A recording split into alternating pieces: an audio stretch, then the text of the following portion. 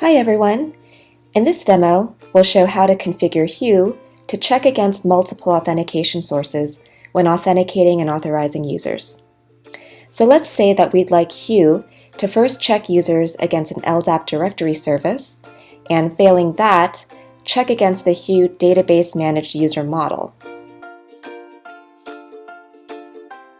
We can update our Hue configuration file, and under the auth backend configuration value, specify a comma-separated list of authentication backends, starting with the LDAP backend, followed by the allow first user Django backend. You can also use the regular model backend, but this one allows the first user to register as an admin. It's important that we list these backends in order of precedence, because this will be the order that Hue will attempt to authenticate against.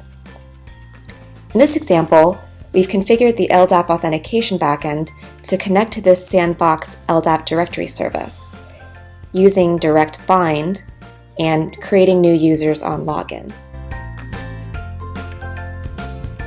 Our LDAP directory contains the following users. So let's attempt to log into Hue with the user T. Grayson.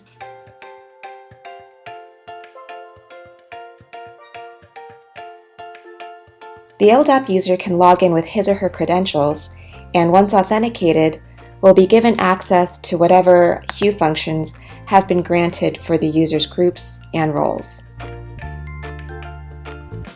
Note that this particular user doesn't have access to administrative functions like managing users, for example.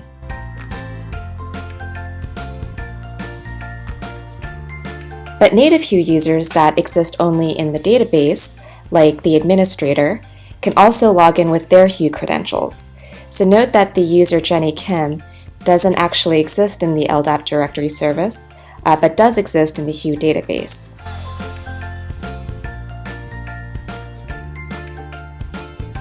And that user can log in just fine into Hue and perform any functions that they have access to. Additionally, because LDAP has been configured as a backend, you'll notice that the LDAP-specific add and sync features are also available on the Manage Users page. Hue support for multiple authentication sources makes it really easy to accommodate different classes of users. Thanks for watching, and stay tuned for more exciting Hue updates.